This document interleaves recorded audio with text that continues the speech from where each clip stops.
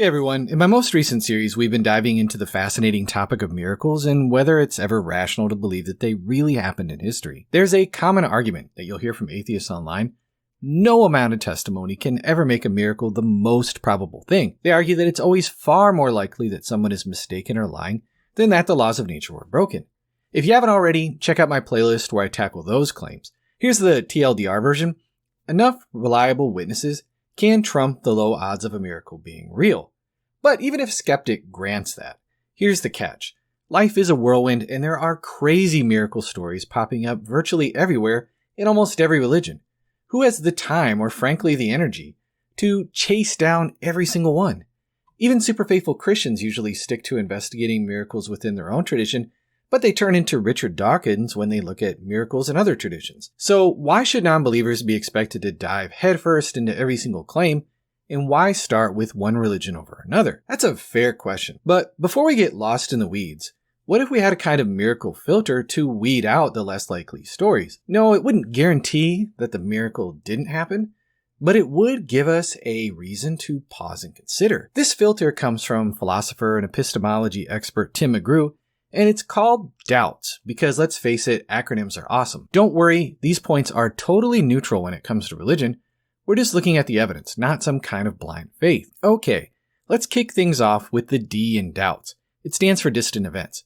Here's the deal. If the first whispers of a miracle only surface miles away from the supposed event, that's a big red flag. For instance, a Greek dude named Philostratus, way back in the 2nd century, wrote a whole book about Apollonius of Tyana performing all sorts of crazy miracles. Problem is, many of these miracles supposedly happened in India and other faraway lands, while Philostratus was chilling in Greece like thousands of miles away. Not exactly the most reliable eyewitness. Let's talk about the O in doubts, opinions already established. Basically, if a miracle just confirms what people already believe, it's a yellow flag. Take the Roman Emperor Vespasian. He supposedly cured a blind man with spit and a lame man with a touch. Sounds impressive, right? But here's the problem. Vespasian was already vying for the throne. This miracle happened in a city that supported him, and the doctors involved downplayed the severity of the illnesses beforehand. Convenient, wouldn't you say? And no one was being persecuted for these claims. See, the O in doubts helps us avoid miracles that seem self-serving or only witnessed by believers. We want to see if they challenge existing ideas, not just confirm them. The U in doubt stands for undetailed events. Basically, if a miracle story is light on specifics, it's a red flag. Take this story from Lucian of Samosata, an ancient writer. He tells us about a flamboyant philosopher named Peregrinus who loved a good show. Apparently, Peregrinus decided to turn himself into a human torch at the Olympics. Talk about a dramatic exit. Witnesses supposedly saw a phoenix rise from the ashes, but that's all we get. No details, nothing about what the phoenix looked like or where it went. It's just kind of a blurry picture. Hard to tell what's real and what's in the imagination.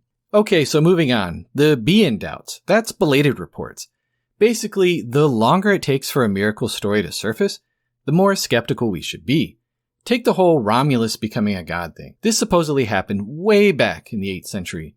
But then the only folks who wrote it down lived centuries later. We're talking about dudes named Livy and Plutarch who wrote their accounts around 700 and 800 years after the supposed event. They weren't exactly there to witness Romulus ascending into the heavens, nor were they able to interview anybody that had. Alright, so the T in doubt stands for trivial miracles. Basically, if a miracle is just a random pointless thing, it's a red flag.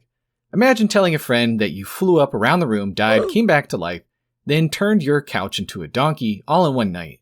Weird, right? But even if it did happen, it really wouldn't change your life all that much. It doesn't confirm some kind of striking teaching or a revelation. Maybe you just think that the world is a weirder place than you originally thought. A miracle should be something important, something that actually makes a difference. Last but not least, the S in doubts is for self-serving miracles. Basically, if a miracle seems super convenient for the person claiming it, it's a red flag. Take Joseph Smith, the founder of Mormonism. The guy supposedly had divine revelations, but he also wanted to be the president of the United States and married a whole bunch of women, including teenagers and other men's wives. Makes you wonder if his prophet act was more about power and personal gain. Bottom line, we use doubts to weed out miracles with shaky evidence or potential bias. Alright, I hear you guys in the back. This doubts filter seems awfully convenient for Christians. Isn't it just a way to give the resurrection a pass? Hold on a second, that's a fair question. You see, there's a logical fallacy called the Texas sharpshooter. Imagine a cowboy fires a random set of shots at a barn wall, then paints a bullseye around the biggest cluster of holes and says, "Yeehaw, see, I'm a crack shot." Someone might say that I'm doing the same thing with doubts. We set up these criteria, then just so happens the resurrection story fits neatly through the filter. Here's the thing though, Doubts is designed to be fair, not a Christian cheerleading squad.